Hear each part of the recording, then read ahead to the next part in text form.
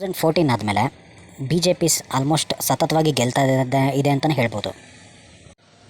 ಅವರು ಕೆಲವು ಸೋಲುಗಳನ್ನ ಕಂಡಿದ್ರೂ ಕೂಡ ಅವರ ಸ್ಟ್ರೈಕ್ ರೇಟ್ ಚೆನ್ನಾಗಿದೆ. ಅಂದರೆ 100ರಲ್ಲಿ ಆಲ್ಮೋಸ್ಟ್ 90ರಷ್ಟು ವಿನ್ ಇದೆ ಅವರಿಗೆ. 100 ಗೇಮ್ ಆಡಿದ್ರೆ ಅದರಲ್ಲಿ 90ರಷ್ಟು ವಿನ್ ಇದೆ, ಇನ್ನೊಂದು 10 ಕಳ್ಕೊತಾರೆ, ಇಲ್ಲ ಅಂತಲ್ಲ. ಆದರೆ ಅದು ಯಾವ ರೀತಿಯಲ್ಲಿ ಸಾಧ್ಯ ಆಗ್ತಾಯಿದೆ ಅಂತ ಈ ವಿಡಿಯೋದಲ್ಲಿ ತಿಳ್ಕೊಳ್ಳೋಣಂತೆ. ಬಿ ಜೆ ಪಿ ಬಗ್ಗೆ ಹೇಳಿ RSSನ ಬಗ್ಗೆ ಹೇಳಲಿಲ್ಲ ಅಂದರೆ ಅದು ಹೇಗೆ ಸಾಧ್ಯ ಆಗುತ್ತೆ? ವರ್ಲ್ಡಲ್ಲಿ one of the biggest self governed organisation ಅಥವಾ ಸ್ವಯಂ ಸೇವಕರು ಅಂದರೆ ರಾಷ್ಟ್ರೀಯ ಸ್ವಯಂ ಸೇವಕ ಅಂದರೆ ಆರ್ ಎಸ್ ಎಸ್ ಅನ್ನೋದು ಬಿ ಜೆ ಪಿಯ ಹಿಂದಿನ ಶಕ್ತಿ. ಅದು ಎಲ್ಲರಿಗೂ ಗೊತ್ತಿರೋವಂಥದ್ದೇ. ನಮ್ಮಲ್ಲಿ ತುಂಬ ಜನಕ್ಕೆ ಗೊತ್ತಿಲ್ಲ. RSS it self is A religion. ಅದನ್ನು ಅರ್ಥ ಮಾಡ್ಕೊಳ್ಳಿ. RSS ಅನ್ನೋದು ಒಂದು ಐಡಿಯಾಲಜಿಕಲ್ ರಿಲಿಜನ್. ಅದು ಒಂಥರದಲ್ಲಿ RSSಗೆ ಬೇರೆ ಯಾವುದೇ ದೇವರುಗಳನ್ನ ಪೂಜೆ ಮಾಡೋದಿಲ್ಲ. ಅವರು ಭಾರತ ಮಾತೆಯನ್ನು ಪೂಜೆ ಮಾಡ್ತಾರೆ. RSS ಅನ್ನೋದು ದೇಶವನ್ನು ದೇವರ ಥರ ಕಾಣುತ್ತೆ. ಆ ಒಂದು ಭಾರತ ಮಾತೆಯ ಸೇವೆಗಾಗಿ ಅವರುಗಳು ಸನ್ಯಾಸತ್ವವನ್ನು ಸ್ವೀಕಾರ ಮಾಡ್ತಾರೆ. ಅಂದರೆ ಮದುವೆನೇ ಆಗೋದಿಲ್ಲ. ಅಂದರೆ ತಮ್ಮ ವೈಯಕ್ತಿಕ ಜೀವನವನ್ನು ಅವರು ತ್ಯಾಗ ಮಾಡ್ತಾರೆ. ಸೊ ಇದರಿಂದ RSS ಬಗ್ಗೆ ಒಂದು ಕ್ರೆಡಿಬಿಲಿಟಿ ಹೆಚ್ಚಿಗೆ ಸಿಗುತ್ತೆ. RSS ಬಗ್ಗೆ ನೀವೇನಾದರೂ ಒಪ್ಕೊಳ್ಳಿ ಬಿಡಿ, ಬಟ್ ಕ್ರೆಡಿಬಿಲಿಟಿ ಇದೆ ಸಮಾಜದಲ್ಲಿ. ಯಾಕಂದರೆ ಅವ್ರ ಜೀವನ ಮಾಡ್ತಾ ಇರೋದು ಭಾರತ ಮಾತೆಗೆ ಒಳ್ಳೆಯದಾಗಲಿ ಅಂತ ಇನ್ನೊಂದು ಅವರ ಐಡಿಯಾಲಜಿಕಲ್ ರೀಸನ್ಸ್ ಅದು. ಅದಕ್ಕಾಗಿ ಅವರು ತಮ್ಮ ಕುಟುಂಬವನ್ನು ತ್ಯಾಗ ಮಾಡೋಕ್ಕೂ ರೆಡಿ ಇರ್ತಾರೆ. ಇಂತಹ ಒಂದು RSS ಪೊಲಿಟಿಕಲ್ ಅಜೆಂಡಾ ಅಥವಾ ಪೊಲಿಟಿಕಲ್ ಅಫಿಲಿಯೇಷನ್ ಕೂಡ ಇಟ್ಕೊಂಡಿದೆ. ಪೊಲಿಟಿಕಲಿ ಕೆಲವನ್ನ ಅಚೀವ್ ಮಾಡೋದಕ್ಕಾಗಿ. ಆ್ಯಕ್ಚುಲಿ RSS ಮೊದಲು ಒಂದು ಸ್ಪಿರಿಚುವಲ್ ರೈಟ್ ವಿಂಗ್ ಆರ್ಗನೈಸೇಷನ್ ಆಗಿತ್ತು. ಅವರು ಬರೀ ಒಂದು ಸ್ಪಿರಿಚುವಲ್ ಆರ್ಗನೈಸೇಷನ್ ಆಗಿದ್ದಾಗ ಅವ್ರ ಮೇಲೆ ತುಂಬ ಅಪವಾದಗಳನ್ನ ಮಾಡ್ತಾಯಿದ್ರು. ಅವ್ರ ಮೇಲೆ ತುಂಬ ಅಪವಾದಗಳನ್ನ ಮಾಡಿ ಅವ್ರನ್ನ ಬ್ಯಾನ್ ಮಾಡೋದು ಇದನ್ನೆಲ್ಲ ಮಾಡ್ತಾಯಿದ್ರು. ಆವಾಗ RSSಗೆ ಅನ್ನಿಸ್ತು, ನಮ್ಮದೇ ಆದಂಥ ಒಂದು ಪೊಲಿಟಿಕಲ್ ಆರ್ಗನೈಸೇಷನ್ ನಮಗೆ ಇರಬೇಕು ಅಂತ ಹೇಳಿ ಅವರು ಬಿ ಜೆ ಪಿನ ಸೃಷ್ಟಿ ಮಾಡಿದ್ರು. ಜನಸಂಘ ಅಂತ ಏನು ಕರೀತಾರೆ ಅದೆಲ್ಲ ಸೃಷ್ಟಿಯಾಗಿ ಈಗ ಅದು ಬಿ ಜೆ ಪಿ ಆಗಿದೆ. ಅದರಲ್ಲಿ ನರೇಂದ್ರ ಮೋದಿ ಟಾಪ್ ಪೊಸಿಷನಲ್ಲಿದ್ದಾರೆ. ಬಿ ಜೆ ಪಿಯನ್ನು ಸೃಷ್ಟಿ ಮಾಡಿದ್ದೇ ತಮ್ಮ ಮೇಲೆ ಬರ್ತಿದ್ದಂತಹ ಕೆಲವು ಅಂದರೆ ಬ್ಯಾನ್ಗಳೇನಿದೆ, RSSನ ಬ್ಯಾನ್ ಮಾಡಲಾಗಿದೆ ಅಂತ ಏನಿದೆ, ಅದರಿಂದ ಬಚಾವಾಗೋದಕ್ಕಾಗಿ ಅವರು ಬಿ ಜೆ ಪಿಯನ್ನು ಸೃಷ್ಟಿ ಮಾಡಿದ್ರು. ಅಂದರೆ ಪೊಲಿಟಿಕಲಿ ಕೂಡ ತಾವು ಪವರ್ಫುಲ್ ಆಗಿರಬೇಕು. ಹಿಂದೂ ಧರ್ಮ ಅಥವಾ ಅವಾಗ ಏನು ನಡೀತಾ ಇತ್ತು ಅಂದರೆ ಹಿಂದೂ ಧರ್ಮವನ್ನು ಕಡೆಗಣಿಸ್ತಾ ಇದ್ದಾರೆ ಅಂತ ಒಂದು ಭಾವನೆ ಇತ್ತು. ಸೊ ಹಿಂದೂ ಧರ್ಮವನ್ನು ತುಂಬ ಮೆಚ್ಕೊಂಡಿರೋಂತಹ ಒಂದು ಆರ್ಗನೈಸೇಷನ್ ಪೊಲಿಟಿಕಲಿ ಕೂಡ ಫ್ರಂಟ್ ಫೋಲ್ಡಿಗೆ ಬರಬೇಕು ಅನ್ನೋದು RSSನ ಸಿದ್ಧಾಂತ ಆಗಿತ್ತು. ಅಂದರೆ RSS ಈ ಸಿದ್ಧಾಂತದಲ್ಲಿ ಕೆಲವು ಬದಲಾವಣೆಗಳನ್ನ ಮಾಡ್ಕೊತು. ಅಂದರೆ ಪೊಲಿಟಿಕಲಿ ತಾನು ಕೂಡ ಫ್ರಂಟ್ ಲೈನಿಗೆ ಬರೋದಕ್ಕಾಗಿ. ಈಗ ಬಿ ಜೆ ಪಿ ಏನಕ್ಕೆ ಗೆಲ್ಲುತ್ತೆ ಮತ್ತು ಯಾವುದೇ ರೀತಿಯಲ್ಲಿ ಸ್ಟ್ರಾಟಜಿಗಳನ್ನ ಕ್ರಿಯೇಟ್ ಮಾಡುತ್ತೆ ಅನ್ನೋದ್ರ ಬಗ್ಗೆ ಗಮನ ಹರಿಸೋಣಂತೆ. ನಿಮ್ಮೆಲ್ಲರಿಗೂ ಗೊತ್ತಿರೋ ಹಾಗೆ ಬಿ ಜೆ ಪಿಯಲ್ಲಿ ಟಾಪ್ ಪೊಸಿಷನ್ಸ್ ಅವುಗಳಲ್ಲಿರೋದಂಥವ್ರು RSS ಬ್ಯಾಕ್ಗ್ರೌಂಡಿಂದ ಬಂದಿರೋರು. ಅಂದರೆ RSS ಅಂದರೆ ತಮ್ಮ ಹೆಂಡತಿ ಮಕ್ಕಳು ಎಲ್ಲರನ್ನೂ ತ್ಯಾಗ ಮಾಡಿ ಬಂದಿರೋರು. ಇವಾಗ ನರೇಂದ್ರ ಮೋದಿ ಅವ್ರನ್ನ ಇಟ್ಕೊಳ್ಳಿ. ನರೇಂದ್ರ ಮೋದಿ ಅವ್ರನ್ನ ನೀವು ಏನರಲ್ಲಾದರೂ ಅವ್ರ ಪಾಲಿಸಿಗಳನ್ನ ಕ್ರಿಟಿಸೈಸ್ ಮಾಡ್ಬೋದು. ಆದರೆ ಅವರ ಪರ್ಸ್ನಲ್ ಲೈಫ್ ಬಗ್ಗೆ ಕ್ರಿಟಿಸೈಸ್ ಮಾಡೋದಕ್ಕೆ ಈವನ್ ಅಪೋಸಿಷನ್ ಪಾರ್ಟಿಗಳವರು ಅವರ ಪರ್ಸ್ನಲ್ ಲೈಫ್ ಬಗ್ಗೆ ಆದಷ್ಟು ಹೋಗೋದಿಲ್ಲ. ಕೆಲವು ಮೂರ್ಖರು ಹೋಗ್ತಾರೆ, ಇಲ್ಲ ಅಂತಲ್ಲ. ಆದರೆ ಹೆಚ್ಚಿನ ಅಪೋಸಿಷನ್ ಪಾರ್ಟೀಸ್ಗಳು ನರೇಂದ್ರ ಮೋದಿಯನ್ನು ಪರ್ಸ್ನಲ್ ಲೈಫಲ್ಲಿ ಯಾವುದು ಕ್ರಿಟಿಸೈಸ್ ಮಾಡೋದಕ್ಕೆ ಹೋಗೋದಿಲ್ಲ. ಅವ್ರ ಹೆಂಡತಿಯನ್ನು ಬಿಟ್ಟರು. ಸೊ ಜನ ಹೇಳ್ತಾರೆ ಅವ್ರ ಹೆಂಡತಿಯನ್ನು ಬಿಟ್ಟಿರ್ಬೋದು, ಹಾಗಂತ ಅದೇ ರೀತಿಯಲ್ಲಿ ಬುದ್ಧ ಕೂಡ ತನ್ನ ಹೆಂಡತಿಯನ್ನು ಬಿಟ್ಟ ಅಂತ ಜನಗಳು ಆ ರೀತಿಯಲ್ಲಿ ಬರ್ತಾರೆ. ಅಂದರೆ ನರೇಂದ್ರ ಮೋದಿ ಅವ್ರ ಬಗ್ಗೆ ಇರೋ ಒಂದು ಇಮೇಜ್ ಏನಪ್ಪ ಅಂದರೆ ಅವರು ದೇಶಕ್ಕಾಗಿ ಪ್ರತಿಯೊಂದನ್ನು ಕೂಡ ತ್ಯಾಗ ಮಾಡಿದ್ದಾರೆ ಅನ್ನೋದು ಸ್ಟ್ರಾಂಗಾಗಿ ಸಮಾಜದಲ್ಲಿದೆ. ಈವನ್ ಅವರ ಅಂದರೆ ಅವರನ್ನು ವಿರೋಧಿಸೋರು ಕೂಡ ಇದನ್ನು ಒಪ್ಕೋತಾರೆ. ಅದನ್ನ ನಾನು ನೋಡಿದ್ದೀನಿ ತುಂಬ ಇಂಟರ್ವ್ಯೂಸಲ್ಲಿ. ತುಂಬ ಜನ ಈವನ್ ಕಾಂಗ್ರೆಸ್ ಪಾರ್ಟಿಯವರು ಹೇಳ್ತಾರೆ, ಹೌದು ನರೇಂದ್ರ ಮೋದಿ ಅವರು ಪರ್ಸ್ನಲ್ ಇಂಟಿಗ್ರಿಟಿ ಬಗ್ಗೆ ಏನು ಮಾತಾಡೋದಕ್ಕಾಗೋದಿಲ್ಲ ಅಂತ. ಸೊ ಇದರಿಂದ ಅವ್ರಿಗೆ ಫಸ್ಟ್ ಗೆಲುವು ಸಿಗುತ್ತೆ. ಬಿ ಜೆ ಪಿ ಬಗ್ಗೆ ಒಂದು ಕ್ರೆಡಿಬಿಲಿಟಿ ಇಂಪ್ರೂವ್ ಆಗುತ್ತೆ. ಈ ಒಂದು ಅವರ MPsಗಳು ಅವರಲ್ಲಿ ಸಂಪುಟದಲ್ಲಿರೋರು ಇನ್ನೊಬ್ಬರು ಮತ್ತವರು ಅವರು ಕರಪ್ಷನ್ ಮಾಡಿದ್ರು ಮೋದಿ ಕರಪ್ಷನ್ ಮಾಡೋದಿಲ್ಲ ಅನ್ನೋದು ಒಂದು ಸ್ಟ್ರಾಂಗ್ ಆಗಿರುತ್ತೆ. RSS ಅಥವಾ ಏನು ಬಿ ಜೆ ಪಿ ಗೆಲ್ಲೋದಕ್ಕೆ ಇದು ಒಂದು ಪ್ರಮುಖವಾದಂತಹ ಅಂಶ. ಅಂದರೆ ಕ್ರೆಡಿಬಿಲಿಟಿ. ಒಬ್ಬ ಸನ್ಯಾಸಿಯನ್ನು ಸಮಾಜ ಏನಕ್ಕೆ ಕ್ರೆಡಿಬಿಲಿಟಿ ಅವನಿಗೆ ಕೊಡುತ್ತೆ ಅಥವಾ ಒಬ್ಬ ಸನ್ಯಾಸಿಗೆ ಗೌರವ ಏನಕ್ಕೆ ಇರುತ್ತೆ ಅಂದರೆ ಆತ ತನ್ನ ಹೆಂಡತಿ ಮಕ್ಕಳು ಅಪ್ಪ ಅಮ್ಮ ಊರು ಪ್ರತಿಯೊಂದನ್ನು ಕೂಡ ತ್ಯಾಗ ಮಾಡಿ ಏನೋ ಒಂದು ಸ್ಪಿರಿಚುವಲ್ ಅಂದರೆ ಆಸೆಗಳಿಂದ ಮೇಲೆ ಏರಿದ್ದಾನೆ ಅನ್ನೋ ಒಂದು ಭಾವನೆ ಏನಿದೆ ಅದು ಕ್ರೆಡಿಬಿಲಿಟಿಯನ್ನು ಕೊಡುತ್ತೆ. ಇವಾಗ ನರೇಂದ್ರ ಮೋದಿ ಅವ್ರಿಗೂ ಆ ಒಂದು ಕ್ರೆಡಿಬಿಲಿಟಿ ಇದೆ. ಇದಕ್ಕೆ ಕಂಪೇರ್ ಮಾಡೋದಾದರೆ ಸೋನಿಯಾ ಗಾಂಧಿ ಆಗಲಿ ಅಥವಾ ರಾಹುಲ್ ಗಾಂಧಿ ಆಗಲಿ ಇಲ್ಲ ಪ್ರಿಯಾಂಕಾ ವಾದ್ರಾ ಆಗಲಿ ರಾಬರ್ಟ್ ವಾದ್ರಾ ಆಗಲಿ, ಅವ್ರ ಫ್ಯಾಮಿಲಿ ಏನಿದೆ ಕಾಂಗ್ರೆಸ್ನ ಫ್ಯಾಮಿಲಿ, ಅವರು ಯಾವ ಥರ ಕಾಣಿಸ್ತಾರೆ ಅಂದರೆ ಈ ಒಂದು ಇಮೇಜ್ಗೆ ತದ್ವಿರುದ್ಧವಾಗಿ ಅಂದರೆ ಆಸೆ ಬುರುಕರು ಅನ್ನೋ ರೀತಿಯಾದಂತಹ ಒಂದು ಇಮೇಜ್ ಕಾಂಗ್ರೆಸ್ ಪಕ್ಷದ ಟಾಪ್ ನೇತಾರರಾಗಿದೆ. ಸೋನಿಯಾ ಗಾಂಧಿ ಆಗಲಿ ರಾಹುಲ್ ಗಾಂಧಿ ಆಗಲಿ ಇವ್ರುಗಳಿಗೆ. ಸೊ ಇದು ಅವರ ಕ್ರೆಡಿಬಿಲಿಟಿಯನ್ನು ಡೌನ್ ಮಾಡುತ್ತೆ. ಈವನ್ ರಾಹುಲ್ ಗಾಂಧಿ ಅವರು ಮದುವೆ ಆಗಿಲ್ಲ, ಆದ್ರೂ ಕೂಡ ಜನಕ್ಕೆ ಏನನ್ಸುತ್ತೆ ಅಂದರೆ ಮದುವೆ ಆಗಿಲ್ದಲ್ಲ ಇದ್ರೂ ಕೆಲವು ರಿಪೋರ್ಟ್ಸ್ಗಳು ಬಂದಿತ್ತು. ಇಟಲಿಯಲ್ಲಿ ಯಾವುದೋ ಒಂದು ಮದುವೆ ಆಗಿದೆ ಅವರಿಗೆ, ವೆರೋನಿಕಾ ಅನ್ನೋ ಹುಡುಗಿ ಜೊತೆ ಈ ಥರ ಎಲ್ಲ ಬಂದಿತ್ತು. ಬಟ್ ಹೆಚ್ಚಿನ ಜನಕ್ಕೆ ಏನಿದೆ ಅಂದರೆ ರಾಹುಲ್ ಗಾಂಧಿ ತ್ಯಾಗ ಏನು ಮಾಡಿಲ್ಲ, ಜಸ್ಟ್ ಒಂದು ಮದುವೆ ಒಂದು ಆಗಿಲ್ಲ ಅನ್ನೋ ಬಿಟ್ಟರೆ ಇನ್ನು ಎಲ್ಲ ರೀತಿಯಲ್ಲೂ ಥೈಲ್ಯಾಂಡಲ್ಲಿ ಮಸಾಜ್ ಮಾಡಿಸ್ಕೊಳಕ್ಕೆ ಹೋಗೋದು, ಈ ರೀತಿಯಾದಂತಹ ಒಬ್ಬ ವ್ಯಕ್ತಿ ಅನ್ನೋ ಒಂದು ನೆಗೆಟಿವ್ ಇಮೇಜ್ ಅವರ ಬಗ್ಗೆ ಇದೆ, ರಾಹುಲ್ ಗಾಂಧಿ ಅವರ ಬಗ್ಗೆ. ಮತ್ತು ಬಿ ಜೆ ಪಿಯನ್ನು ಗೆಲ್ಲಿಸುವಂತಹ ಇನ್ನೂ ಕೆಲವು ಸ್ಟ್ರಾಟಜಿಗಳೇನಪ್ಪ ಅಂದರೆ ಅವರು highly flexible B J P. ನೋಡಿ, ಇವಾಗ ಮೋದಿಯವ್ರ ನಂತರ ಯಾರಪ್ಪ ಅಂದರೆ ಮೋದಿಯವರ ತಮ್ಮನ ಮಗ ಇಲ್ಲ ಅಕ್ಕನ ಮಗ ಅವ್ರನ್ನ ಮಾಡ್ತೀನಿ ಪ್ರಧಾನಿ ಅಂತ ಹೇಳೋದಿಲ್ಲ. ಮೋದಿಯವ್ರ ನಂತರ ಯಾರಪ್ಪ ಅಂದರೆ ಯೋಗಿ ಆದಿತ್ಯನಾಥ್, ಅಂದರೆ ಆ ವ್ಯಕ್ತಿನೂ ಕೂಡ ಸಮಾಜಕ್ಕಾಗಿ, ಅಂದರೆ ಒಬ್ಬ ಸನ್ಯಾಸಿ, ಸೊ ಅವರನ್ನು ಪ್ರಧಾನಿ ಮಾಡ್ತೀನಿ ಅಂತ ಹೇಳ್ತಾರೆ. ಮತ್ತು ಅಣ್ಣಾಮಲೈ ಅಂತ ಹೇಳ್ತಾರೆ. ಸೊ ಅದರಿಂದ ಅವ್ರಿಗೇನಾಗುತ್ತೆ ಅಂದರೆ ಅಣ್ಣಾಮಲೈ ಅವ್ರನ್ನೂ ಮುಂದೆ ಈಗಲೇ ಇಲ್ದಲ್ಲ ಇದ್ರೂ ಮುಂದೆ ದಿನ ಅವ್ರನ್ನ ಪ್ರಧಾನಿ ಮಾಡುವಂತಹ ಮಾತುಗಳು ಆಲ್ರೆಡಿ ಬಿ ಜೆ ಪಿಯ ಸರ್ಕಲ್ ಒಳಗಡೆಯಿಂದನೇ ಕೇಳಿ ಬರ್ತಾಯಿದೆ. ಇದರಿಂದ ಅವರಿಗೆ ಸೌತ್ ಇಂಡಿಯಾದಲ್ಲಿ ದೊಡ್ಡ ಪುಷ್ ಸಿಗುತ್ತೆ. ಸೌತ್ ಇಂಡಿಯಾದಲ್ಲಿ ಆರ್ ಎಸ್ ಎಸ್ನ ಒಂದು ಐಡಿಯಾಲಜಿಯನ್ನು ಎಕ್ಸ್ಪ್ಯಾಂಡ್ ಮಾಡೋದಕ್ಕಾಗಿ ನೋಡ್ತಾ ಇದೆ ಆರ್ ಎಸ್ ಎಸ್. ಇದರಿಂದ ಅಂದರೆ ತಮಿಳ್ನಾಡಿನ ಅಣ್ಣಾಮಲೈ ಅವ್ರನ್ನ ಪ್ರಧಾನಿ ಮಾಡ್ದೆ ಅಂದರೆ ಈ ಒಂದು ಸದನ್ ಪುಷ್ ಏನಿದೆ ಆರ್ ಎಸ್ ಎಸ್ದು ಅಥವಾ ಬಿ ಜೆ ಪಿದು, ಸೊ ಬಿ ಜೆ ಪಿಯನ್ನು ಎಕ್ಸ್ಪ್ಯಾಂಡ್ ಮಾಡೋದಕ್ಕಾಗಿ ತುಂಬ ಯೂಸ್ಫುಲ್ ಆಗುತ್ತೆ. ಈ ರೀತಿಯಲ್ಲಿ ಹೈಲಿ ಫ್ಲೆಕ್ಸಿಬಲ್ ಅವರು. ಸೊ ಹೈಲಿ ಫ್ಲೆಕ್ಸಿಬಲ್ ಆ ಟೈಮ್ಗೆ ಏನು ಮಾಡಬೇಕು ಅಂತ ನೋಡ್ತಾರೆ. ಅದಕ್ಕೆ ತದ್ವಿರುದ್ಧವಾಗಿ ಕಾಂಗ್ರೆಸ್, ಅದರಲ್ಲಿ ಗಾಂಧಿ ಅವರ ಫ್ಯಾಮಿಲಿ, ನೆಹರು ಅವರ ಫ್ಯಾಮಿಲಿ ಏನಿದೆ ಅದೇ ಯಾವಾಗಲೂ ಅಧಿಕಾರದಲ್ಲಿರಬೇಕು ಅಂತ ಅವರ ಬಯಕೆ ಆಗಿರುತ್ತೆ.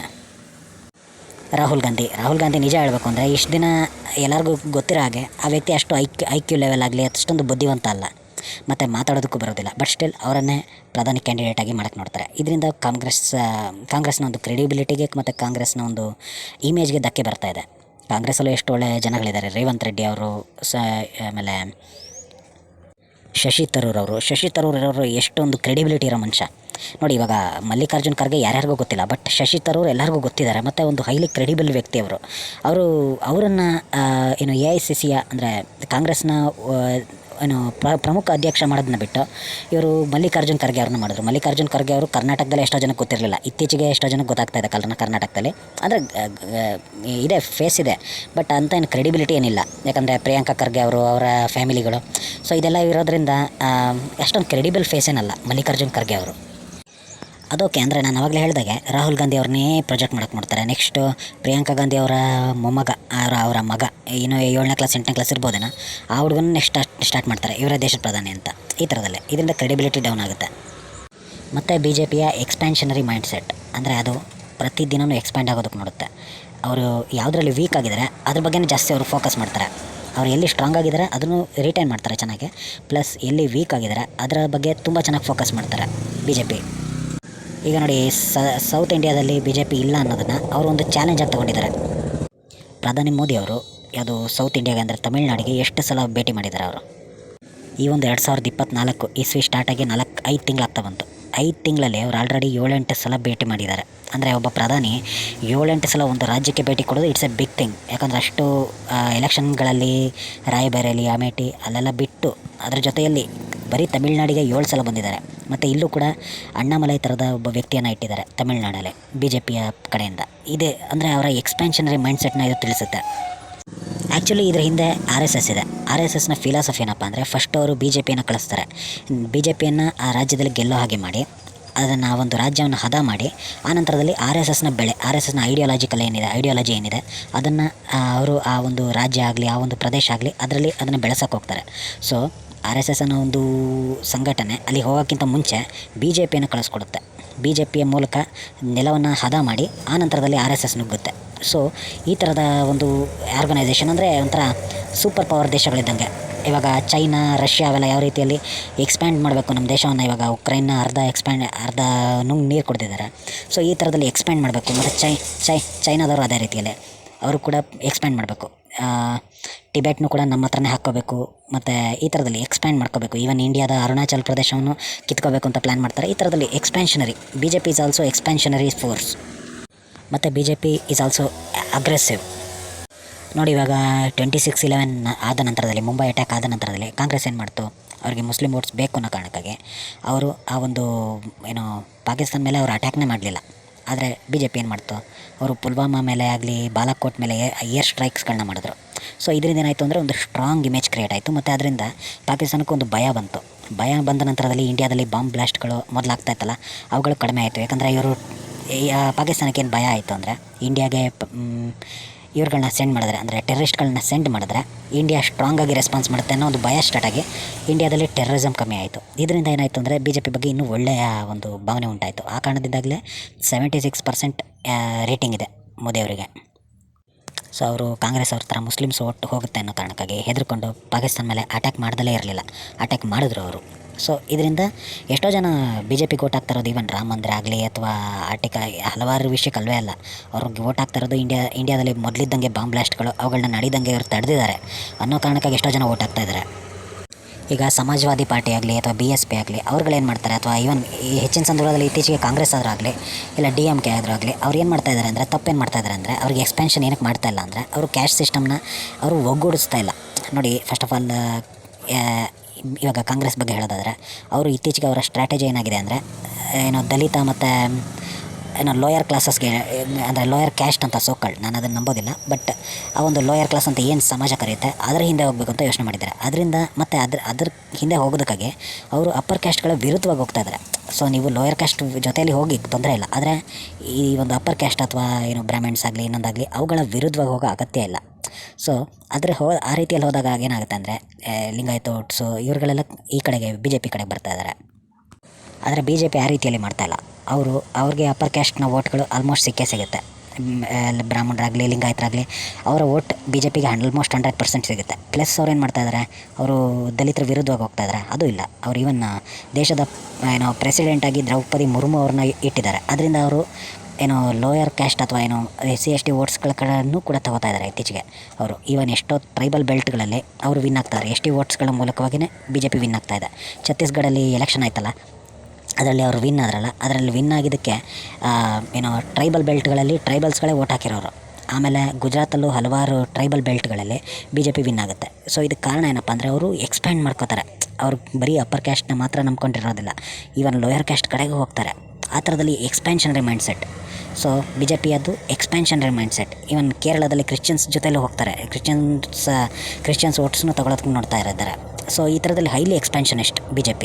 ಆದರೆ ಕಾಂಗ್ರೆಸ್ ಆಗಲಿ SP ಆಗಲಿ ಅವ್ರೇನು ಮಾಡ್ತಾಯಿದ್ದಾರೆ ಅಂದರೆ, ಒಂದರ ವಿರುದ್ಧ ಹೋಗಿ ಇನ್ನೊಂದರ ಓಟ್ನ ತಗೊಳ್ಳೋಕೆ ನೋಡ್ತಾ ಇದ್ದಾರೆ. ಸೊ ಅದರಿಂದ ಏನಾಗುತ್ತೆ ಅಂದರೆ, ಹಾಫ್ ಆಫ್ ಡಿವೈಡ್ ಆಗುತ್ತೆ ಮತ್ತು ಕೌಂಟ್ರ್ ಪೋಲರೈಸೇಷನ್ ಮೂಲಕ ಇವ್ರಿಗೆ ನಷ್ಟ ಆಗುತ್ತೆ. BJPಗೆ ಜಾಸ್ತಿ ಓಟ್ ಹೋಗುತ್ತೆ.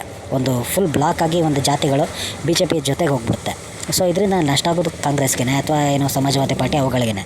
ಸೊ BJP ಈ ರೀತಿಯಲ್ಲಿ ಎಕ್ಸ್ಪ್ಯಾನ್ಷನರಿ ಮೈಂಡ್ ಸೆಟ್ ಇದೆ ಅವರಿಗೆ. ನೋಡಿ, ಸಮಾಜವಾದಿ ಪಾರ್ಟಿ ಬ್ರಾಹ್ಮಣರ ಬಗ್ಗೆ ಮಾತಾಡೋದು ನೀವು ನೋಡಿದ್ದೀರಾ.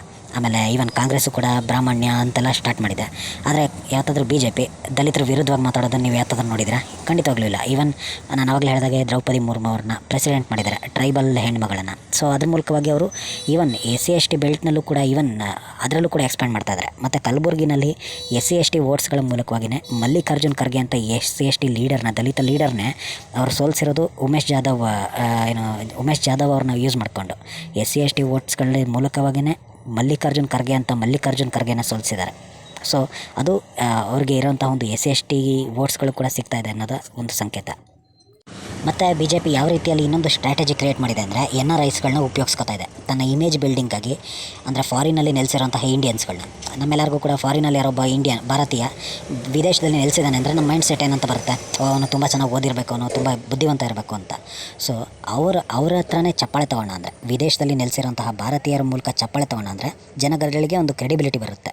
ಅಂದರೆ ನೋಡಿ, ಇವರು ಅಲ್ಲಿರೋಂಥ ಹೈಲಿ ಎಜುಕೇಟೆಡ್ಸ್ಗಳೇ ಮೋದಿ ಅವರಿಗೆ ಚಪ್ಪಾಳೆ ತಟ್ತಾ ಇದ್ದಾರೆ. ಅವರು ಅಮೇರಿಕಾಗೆ ಹೋಗ್ತಾರೆ, ಆವಾಗ ಇಂಡಿಯನ್ಸ್ಗಳನ್ನೆಲ್ಲ ಸೇರಿಸ್ತಾರೆ ಅಮೇರಿಕಾದಲ್ಲಿ, ಅಂದರೆ ಇಂಡಿಯನ್ ಮೂಲದವ್ರನ್ನ ಸೇರಿಸಿ ದೊಡ್ಡದೊಂದು ಪ್ರೋಗ್ರಾಮ್ ಮಾಡ್ತಾರೆ. ಒಳ್ಳೆ ಬಿಗ್ಗೆಸ್ಟ್ ಪ್ರೋಗ್ರಾಮ್ಸ್ಗಳು ಅಲ್ಲಿ ನಡೆಯುವಂಥದ್ದು. ಸೊ ಆಮೇಲೆ ಆಸ್ಟ್ರೇಲಿಯಾಗೆ ಹೋಗ್ತಾರೆ, ಅಲ್ಲೂ ದೊಡ್ಡ ಪ್ರೋಗ್ರಾಮ್ ಮಾಡ್ತಾರೆ. ಅಲ್ಲಿ ಆಸ್ಟ್ರೇಲಿಯಾದ ಪ್ರಧಾನಿನೇ Modi is my boss, Modi is the boss ಅಂತ ಕರೆಯುವಂತಹ ಹಂತಕ್ಕೆ ಹೋದ ಅಂದರೆ ಸಾಮಾನ್ಯ ಜನರುಗಳಿಗೆ ಏನಂತ ಫೀಲ್ ಆಗುತ್ತೆ, ಮೋದಿ ಅವರೇನೋ ಸರಿಯಾಗಿ ಮಾಡ್ತಿದ್ದಾರೆ ಗುರು. ಆ ಕಾರಣದಿಂದಾಗೇ ಇಷ್ಟು ಜನ ಈವನ್ ವಿದೇಶಗಳಲ್ಲೂ ಕೂಡ ಮೋದಿ ಅವ್ರಿಗೆ ಇಷ್ಟು ಚಪ್ಪಾಳೆ ತಟ್ತಾ ಇದ್ದಾರೆ. ಅಷ್ಟು ಎಜುಕೇಟೆಡ್ ಜನಗಳು, ಅಷ್ಟು ಬುದ್ಧಿವಂತರುಗಳು ಕೂಡ ಚಪ್ಪಾಳೆ ತಟ್ತಾ ಇದ್ದಾರೆ ಅಂದರೆ ಏನೋ ಒಂದು ಇದೆ ಇದರಲ್ಲಿ ಅಂತ ಒಂದು ಕ್ರೆಡಿಬಿಲಿಟಿ ಸಿಗುತ್ತೆ. ಆ ರೀತಿಯಲ್ಲಿ ಇಮೇಜ್ನ ಕೂಡ ಬಿಲ್ಡ್ ಮಾಡ್ಕೊತಾ ಇದ್ದಾರೆ. ಆದರೆ ಕಾಂಗ್ರೆಸ್ ಏನು ಮಾಡ್ತಾ ಇದ್ದಾರೆ, ಈಗಲೂ ಕೂಡ ವಿದೇಶಕ್ಕೆ ಹೋಗ್ತಾರೆ, ಇಂಡಿಯಾದಲ್ಲಿ ಅದು ಸರಿ ಇಲ್ಲ ಅಂತಾರೆ. ಅದು ಕಂಟ್ರವರ್ಷಿಯಲ್ ಸ್ಟೇಟ್ಮೆಂಟ್ ಆಗುತ್ತೆ. ಸೊ ಅದರಿಂದ ಏನು ಉಪಯೋಗ ಏನಾಗೋದಿಲ್ಲ, ಈವನ್ ನೆಗೆಟಿವ್ ಇಮೇಜ್ ಕ್ರಿಯೇಟ್ ಆಗುತ್ತೆ. ಅವರು ವಿದೇಶಗಳಿಗೆ ಹೋಗಿ ಭಾರತ ದೇಶದ ಬಗ್ಗೆ ಕೆಟ್ಟ ಇಮೇಜ್ನ ಪ್ರೊಜೆಕ್ಟ್ ಮಾಡ್ತಾರೆ ಕಾಂಗ್ರೆಸ್ ಅವರು. ಅದೇ BJP ಅವರು ವಿದೇಶಗಳಲ್ಲಿ ಒಂದು ಭಾರತದ ಪಾಸಿಟಿವ್ ಇಮೇಜ್ನ ಕ್ರಿಯೇಟ್ ಮಾಡ್ತಾರೆ ಅನ್ನೋ ಒಂದು ಇಮೇಜ್ ಸಿಗುತ್ತೆ. ಸೊ ಮೋದಿ ಅವರಾಗಲಿ ಅಥವಾ ಬಿ ಜೆ ಪಿ ಅವರಿಗಾಗಲಿ. ಸೊ ಇದ್ರ ಮೂಲಕ ಇದು ಒಂದು ಪಾಸಿಟಿವ್ ಆಗಿ ಒಂದು ಎಕ್ಸ್ಪೆನ್ಷನ್ಗೆ ಒಂದು ಪುಷ್ ಕೊಡುತ್ತೆ. ಮತ್ತು ಬಿ ಜೆ ಪಿ ಅವರು ಇನ್ನೊಂದೇನು ಮಾಡ್ತಾರೆ ಅಂದರೆ ಅವರು ಚೇರಿಂಗ್ ಫ್ಯಾಕ್ಟ್ರನ್ನ ಯಾವಾಗಲೂ ಇಟ್ಟಿರ್ತಾರೆ. ಅಂದರೆ ಇವಾಗ ನಾರ್ತ್ ಇಂಡಿಯಾದಲ್ಲಿ ಮ್ಯಾಕ್ಸ್ ಔಟ್ ಆಯಿತು ಬಿ ಜೆ ಪಿ. ಅಂದರೆ ಆಲ್ಮೋಸ್ಟ್ ಮ್ಯಾಕ್ಸಿಮಮ್ ಎಷ್ಟು ತಗೋಬೋದು ಆ ಒಂದು ರಾಜಕೀಯ ಪಕ್ಷ ಸಕ್ಸಸ್ಫುಲಿ ಎಷ್ಟು ಮಟ್ಟಿನ ಓಟ್ನಲ್ಲಿ ಗೆಲ್ಬೋದು ಅದಷ್ಟನ್ನು ಅವ್ರು ಗೆದ್ದುಬಿಟ್ಟಿದ್ದಾರೆ. ಅಂದರೆ ನಾರ್ತ್ ಇಂಡಿಯಾನ ಅವ್ರು ಕ್ಯಾಪ್ಚರ್ ಆಗೋಗಿದೆ ಬಿ ಜೆ ಪಿ. ನಾರ್ತ್ ಇಂಡಿಯಾನ ಹಿಂದಿ ಹಾರ್ಟ್ಲ್ಯಾಂಡ್ ಅಂತ ಏನೋ ಹೇಳ್ತಾರೆ ಅದನ್ನು. ಸೊ ಆ ವೋಟರ್ಗಳಿಗೆ ಏನಾರು ಒಂದು ಹೊಸದನ್ನು ಕೊಡಬೇಕು. ನೋಡಿ, ನಾರ್ತ್ ಇಂಡಿಯಾದ ವೋಟರ್ಸ್ಗಳೇನಿದ್ದಾರೆ ಅವರು ಆಲ್ಮೋಸ್ಟ್ ಬಿ ಜೆ ಪಿ ಹಿಂದೆ ಕನ್ಸಾಲಿಡೇಟ್ ಆಗೋಗಿದ್ದಾರೆ. ಆದರೆ ಈಗ ಅವರು ಸೌತಲ್ಲಿ ಪುಷ್ನ ಕೊಡ್ತಾ ಇರೋದ್ರಿಂದ, ಬಿ ಜೆ ಪಿ ಸೌತ್ನಲ್ಲಿ ಪುಷ್ನ ಕೊಡ್ತಾ ಇರೋದ್ರಿಂದ ಅಣ್ಣಾಮಲೈ ಅವರ ಹೆಸರನ್ನು ತುಂಬ ತರ್ತಾ ಇದೆ. ತಮಿಳ್ನಾಡಿನ ಅಣ್ಣಾಮಲೈ ಅವ್ರನ್ನ ತುಂಬ ಅವರಿಗೆ ಒಂದು ಹೈಪನ್ನು ಕೊಡ್ತಾ ಇದ್ದಾರೆ. ಅದರಿಂದ ಏನಾಗುತ್ತೆ ಅಂದರೆ ನಾರ್ತ್ ಇಂಡಿಯಾದಲ್ಲಿ ಕೂತಿರೋ ಉತ್ತರ ಪ್ರದೇಶದಲ್ಲಿ ಕೂತಿರೋ ಒಬ್ಬ ಬಿ ಜೆ ಪಿಯ ಕಟ್ಟ ಬೆಂಬಲಿಗನಿಗೆ ಸೌತಲ್ಲಿ ಕೂಡ ನಾನು ತುಂಬ ಇಷ್ಟಪಡೋಂಥ ಒಂದು ಪಕ್ಷ ತುಂಬ ಟ್ರೈ ಮಾಡ್ತಾ ಇದೆ. ಇದಕ್ಕೆ ನನ್ನಿಂದ ಏನು ಸಪೋರ್ಟ್ ಆಗುತ್ತೆ, ಆನ್ಲೈನ್ ಸಪೋರ್ಟ್ ಆಗಲಿ ಇನ್ನೊಂದಾಗಲಿ ಅದನ್ನ ನಾನು ಕೊಡಬೇಕು ಅಂತ ಟ್ವಿಟರ್ನಲ್ಲಿ ಅಣ್ಣಾಮಲೈ ಬಗ್ಗೆ ಒಳ್ಳೆಯದನ್ನು ಬರೀತಾನೆ. ಆಮೇಲೆ ಯೂಟ್ಯೂಬ್ನಲ್ಲಿ ಕಮೆಂಟ್ ಸೆಕ್ಷನಲ್ಲಿ ಒಳ್ಳೆಯದನ್ನು ಬರೀತಾನೆ. ಇನ್ಸ್ಟಾಗ್ರಾಮಲ್ಲಿ ಅಣ್ಣಾಮಲೈ ಅವ್ರನ್ನ ಫಾಲೋ ಮಾಡ್ತಾನೆ. ಇದರಿಂದ ಏನಾಗುತ್ತೆ ಅಂದರೆ ಒಂದು ಅಣ್ಣಾಮಲೈ ಅವ್ರ ಬಗ್ಗೆ ಇವಾಗ ಯೂಟ್ಯೂಬ್ನಲ್ಲಿ ಅಣ್ಣಾಮಲೈ ಅವರ ವೀಡಿಯೋಸ್ಗಳಿಗೆ ಲೈಕ್ನ ಕೊಡ್ತಾನೆ. ಅದರಿಂದ ತಮಿಳಲ್ಲಿರೋಂತಹ ವೀಡಿಯೋಸ್ಗಳಿಗೆ ನಾರ್ತ್ ಇಂಡಿಯಾದ ಎಷ್ಟೋ ಜನ, ನಾನು ಇವಾಗ ಅಬ್ಸರ್ವ್ ಮಾಡ್ತಾ ಇದ್ದೆ, ನಾನು ದಿನಮಲರ್ ಅಂತ ತಮಿಳ್ ಯೂಟ್ಯೂಬ್ ಚಾನಲ್ಸ್ಗಳನ್ನ ನೋಡ್ತಿದ್ದ ಅಂದರೆ ಅಲ್ಲಿ ತುಂಬ ಜನ ಕಮೆಂಟ್ ಸೆಕ್ಷನಲ್ಲಿ ಮೇ ನಾರ್ತ್ ಇಂಡಿಯಾ ಸೆ ಮೇ ಉತ್ತರ ಪ್ರದೇಶ ಮೇ ಅಣ್ಣಾಮಲೈ ಕೋ ಬಹುತ್ ಪಸಂದ್ ಕರ್ತಾ ಹೋ ಅಂತ ಹೇಳೋರನ್ನ ನಾನು ತುಂಬ ಜನ ಕಮೆಂಟ್ಸ್ಗಳನ್ನ ನೋಡಿ ನನಗೆ ಆಶ್ಚರ್ಯ ಆಯಿತು. ಸೊ ಅವಾಗ ಏನಾಗುತ್ತೆ ಅಂದರೆ ವ್ಯೂಸ್ಗಳು ಸಿಗಬೇಕಷ್ಟೆ. ಯೂಟ್ಯೂಬರ್ಸ್ಗಳಿಗೆ ವ್ಯೂಸ್ ಸಿಕ್ತಂದ್ರೆ ಅವ್ರು ಏನಾದರೂ ಮಾಡ್ತಾರೆ.